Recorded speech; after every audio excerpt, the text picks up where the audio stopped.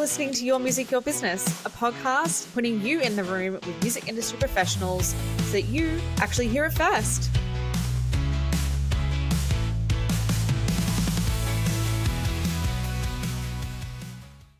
Welcome everyone to a special episode of Your Music, Your Business, the Big Sound edition. We are joined today by Jono. Thank you so much for coming on the podcast. Thanks for having me. We're going to sort of throw it on its head. Usually I'll give a bit of an intro as to who you are and what you do, and then we launch into your life story. But can you introduce yourself this time? It's so hard to do. I'm trying to get better at selling myself now that I work for myself. Yeah. But surely we're like, the third day of Big Sound, you've got your one-liner down pat. No, I've got my peppermint tea and and honey and throat coat. Yeah. If you read my bio, it'd be something along the lines of, I'm a leading voice in the Australian music industry. Someone else wrote that.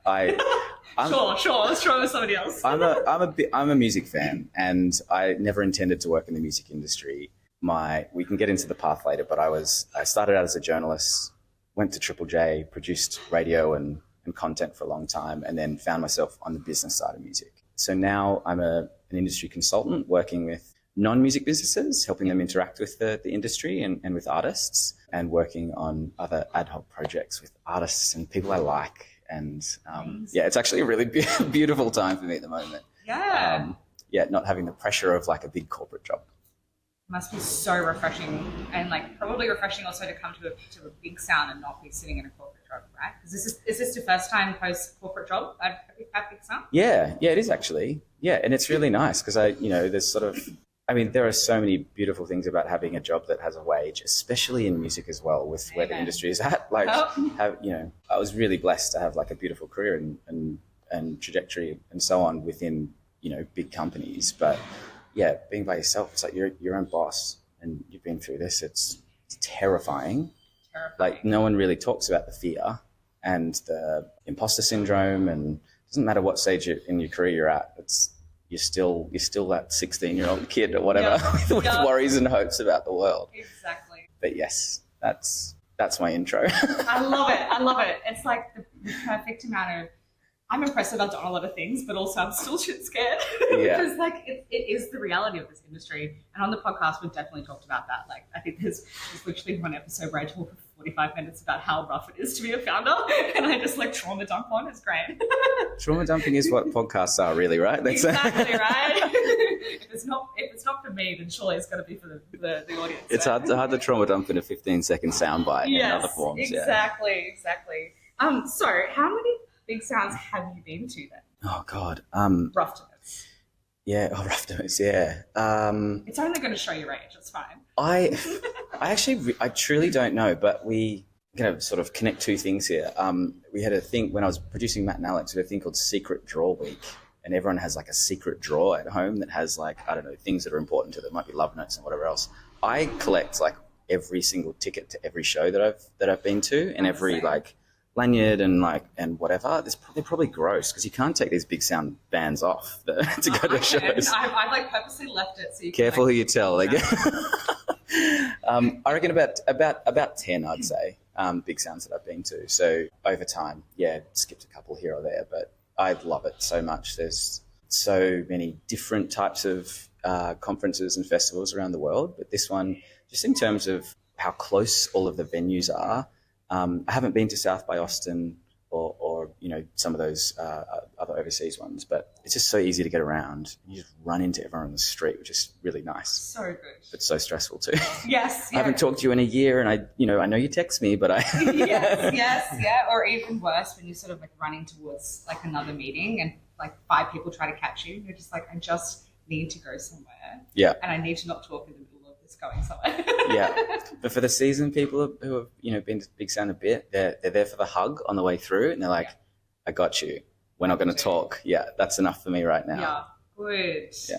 That's how you've done a few Big Sounds, hey? It's sort of being able to connect in with people and just sort of go, I see you.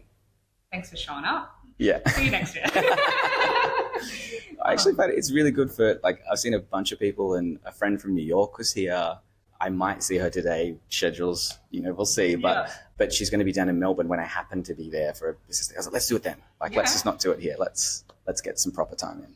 It's a smart move. I am Melbourne-based as well, and I always love on the delegate portal when you accidentally link with somebody who's from Melbourne. We're sort of just, sometimes you have to make sure you ask in the email beforehand, be like, where are you based? Because we're not going to waste our time if you actually live in Melbourne when we could just do it in Melbourne. Yeah. Do it in the hometown, So to sort of swing it back to, I think actually one of the questions I really want to ask you is, because you've been to so many big sounds, what sort of shift have you seen in the industry? This is a really, really broad question, so take it whichever way you want to. What sort of shift have you seen in the industry over that time that sort of has meant the most to you? It's meant the most. There's so many. Well, the first one that comes to mind is the drinking culture. It has completely shifted. When I first started coming up here, and the bosses that I had and just the culture of the people in the industry was, all right, it's 11 a.m., let's do our first meeting at the pub and we'll get a pint. And, you'd land the flight and you'd be straight to the pub, and then, you'd stay there for a while. And I'm not saying it was a good or a bad thing, because good business got done at the pub. That's just where things happen. I always had conflicted feelings about it, because it's exclusionary in one way. It's also borderline substance abuse that's being encouraged by an industry, right? But now we held an event yesterday with Cast, one of the groups that I'm working with now, and I don't know, we ordered 5 cases of beer or something for the post drinks, and then we carried 4 cases home. Wow. But we're like, okay, not that maybe we're just bad, we don't run bars or anything, so we just don't know how to protect that stuff. But now, like me and a lot of my friends, I just don't drink that much. I'm not as interested in doing that, and I don't like the way it makes me personally feel. And I think that's a general feeling amongst more people at Big Sound now, which I really like. Yeah, definitely. Well, we know that Gen Zs in particular are not really keen on drinking anyway.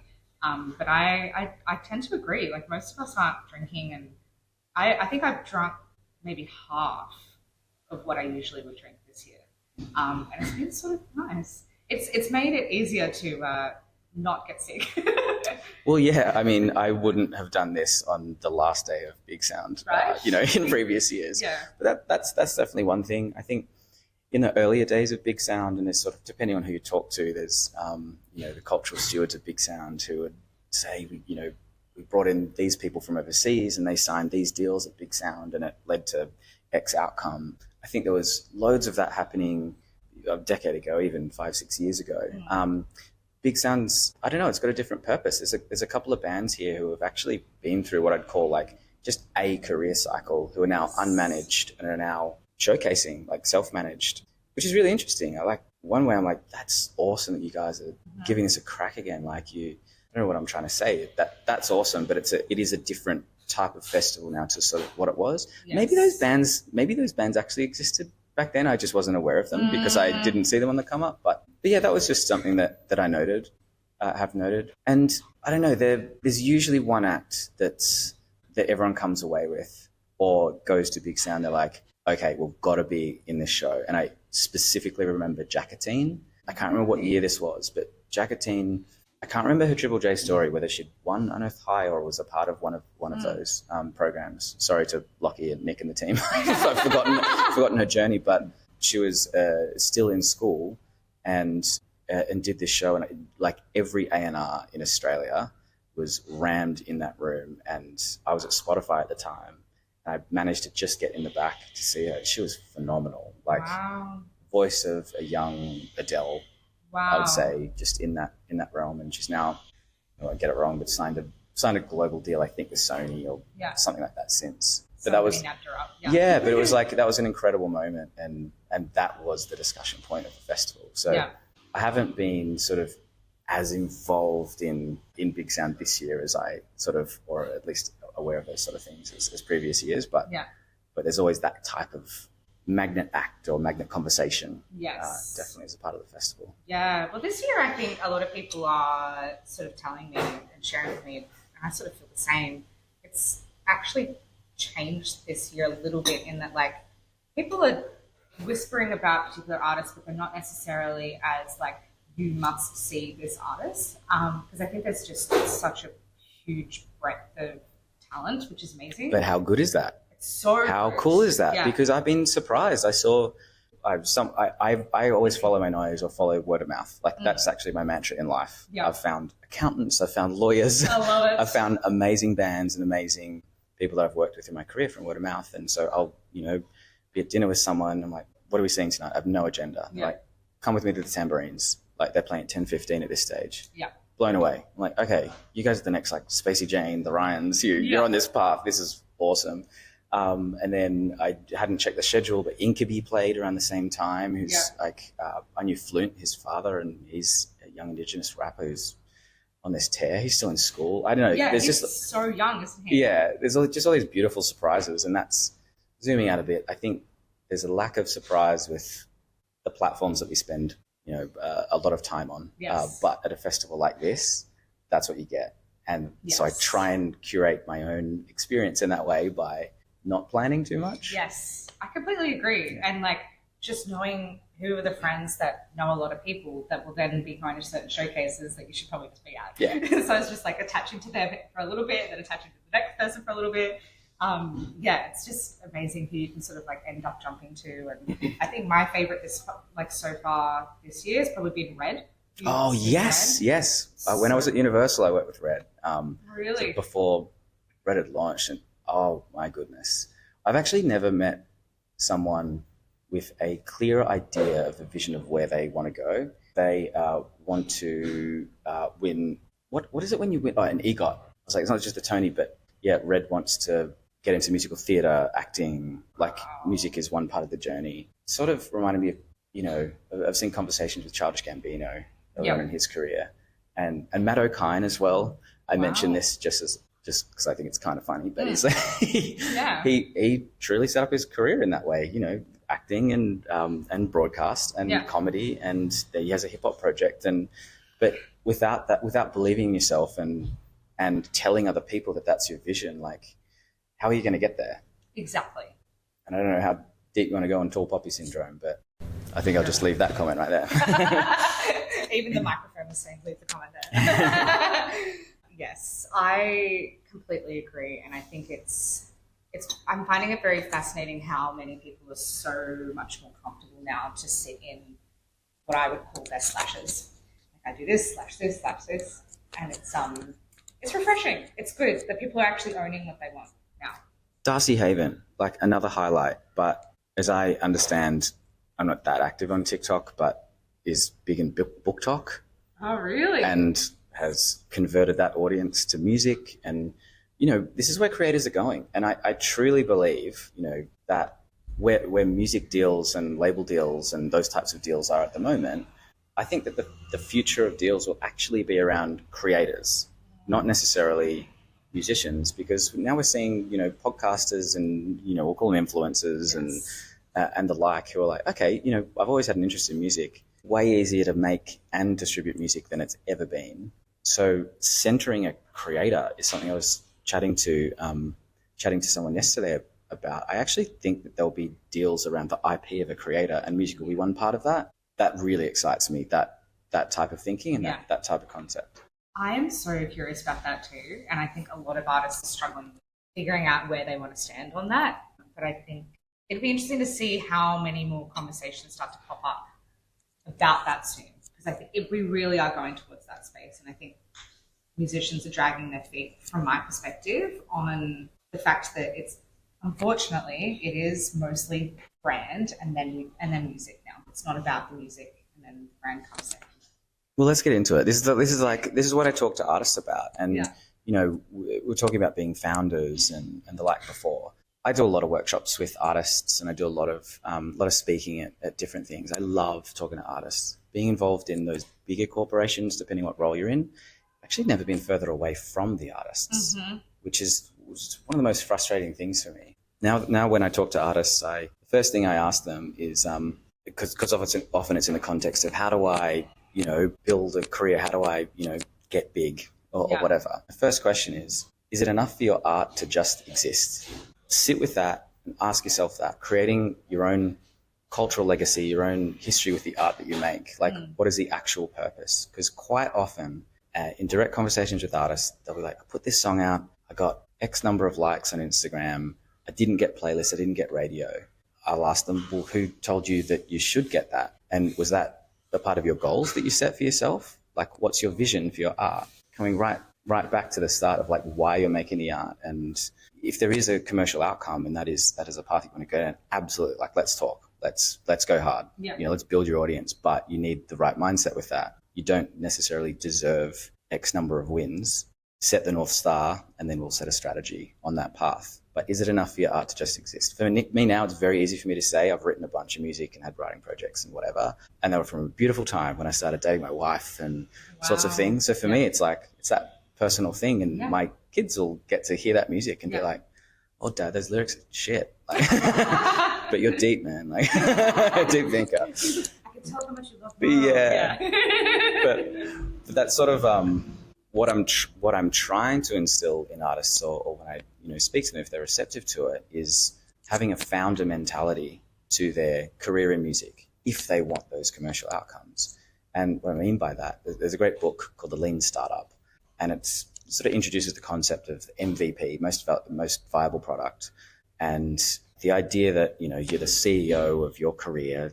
I'm sure people have heard that sort of concept, but getting music out there and then getting feedback from the customer, which is how a founder would think about getting their product out there. And by treating it in that way, and I know art is inherently emotional and connected to so many different parts of your deep inner being, but taking elements of this, getting right out there and being obsessed with your customer and getting feedback from your fans, that is ultimately what will make you successful. And collecting fans on a mailing list and getting feedback from them and understanding, why did you give me your information? Like, you want to hear more from me? Yeah. Cool. Like, tell me more about that. Like, which bit did you like? It's because I'm funny. Okay, well, maybe I'll lean into that and see what happens with content and other parts of my career. Let's just pick up on that thread that we were talking about, founders and creators. Oh, exactly. Because it's all linked, realistically. Like, I think we try to silo musicians, but realistically, particularly now, it's all linked. It's all brand. It's all personal image. And if you want to be more than just music existing, you have to play part of that game, or all of that game. Yeah. Whether you like it or not, which is, I think, what a lot of musicians struggle with that sort of concept. Hopefully, with more conversations like this, they'll start to. Well, conversations are great, but also, like, what does action look like, and what does it look like for us to build that? And to foster it. Yes, exactly. And that's what I'm really open to now. Like, what does action look like for me, for us to build that next stage? Yeah. And is it workshops? Is it conversations? Maybe. Is it platforms? Is it? I don't know. Is it funding? Yeah, could be funding. Yeah, sure. Yeah, like particularly, I see a huge gap in funding to help artists develop their personal brand, not just music release. I think funding in general. It's amazing what the Labor government or the governments who have like developed Music Australia funding models and the grants they're getting out to all the different sectors in the industry. I think that's great, but I really struggle with this idea that music or art in general has to be a philanthropic, I suppose, exercise, right? That there are custodians of the arts. If you're thinking about music as an asset class, like in financial terms, out of all of the alternative asset classes, and that's like Bitcoin and gold and those sorts of things, it's the most data-rich asset class. Streaming has absolutely opened that up. Yeah.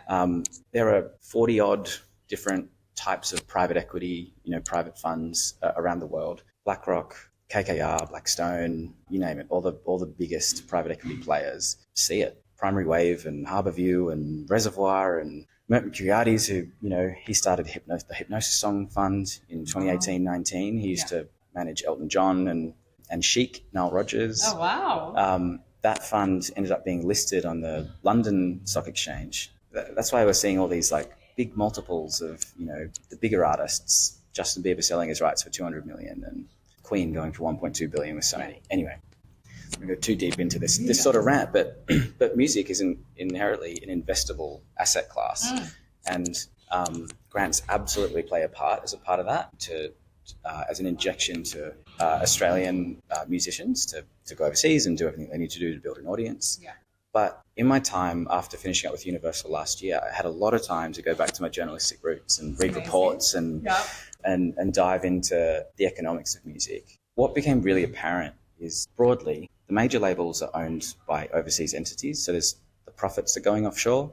Grants in and of themselves, they're taxpayer funded. So if they're spent on, meta ads or flights overseas or whatever, that's money also exiting Australia. Yeah. And the global platforms, Spotify, YouTube and Apple and Amazon, they're not paying a whole lot of tax here.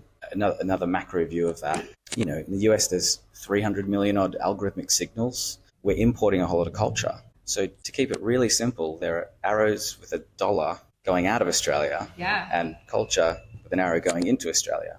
So it got me thinking and writing a lot, which I've been enjoying. What would it look like to have a capital injection that, pushed the other way? So I was looking into it, and there's no sort of fund that exists in Australia. There's no major institutional investment because most of the music companies or all of the music companies in Australia are privately held. So because it's a private market, it's just a different kind of conversation. So and it's probably always been a little bit like who you know. Absolutely. Yeah. Somebody trying actually right now opening up our investment round for our startup, definitely feels like it's who you know. Yeah, it's fascinating. I sort of, no one in my family's worked in finance or anything like that, but adjacent to it, there's a lot of money out there. There's so much money. Yeah. Especially in startup world.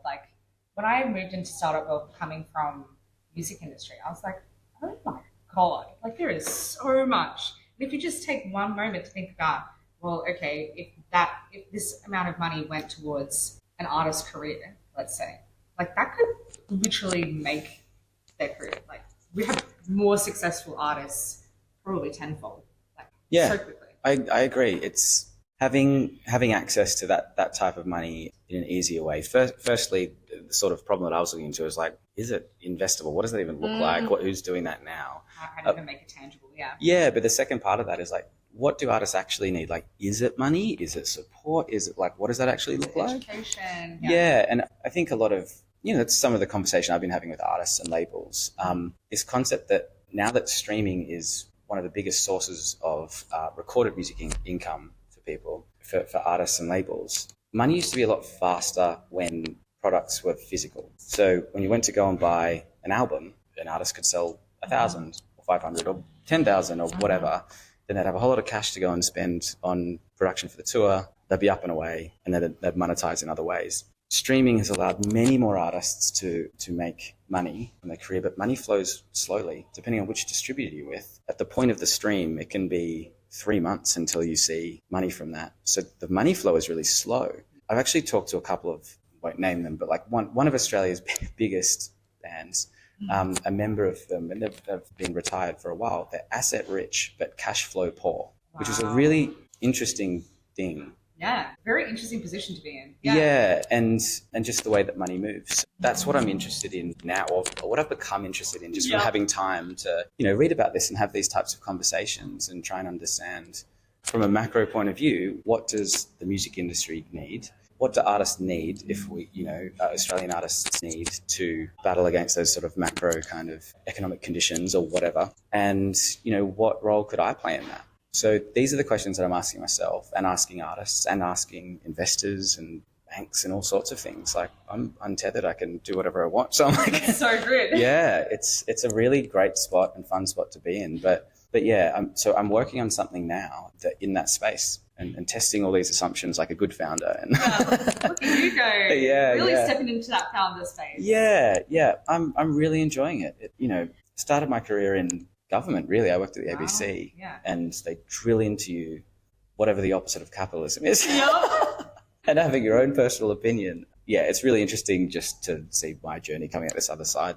Okay, we're in this sort of capital market sort of space. Yeah, and how do you mix the two together? Yeah. Which is something that I think some people don't even think about in their careers sometimes. How are we actually viewing capitalism and how do we want it to work in our favour?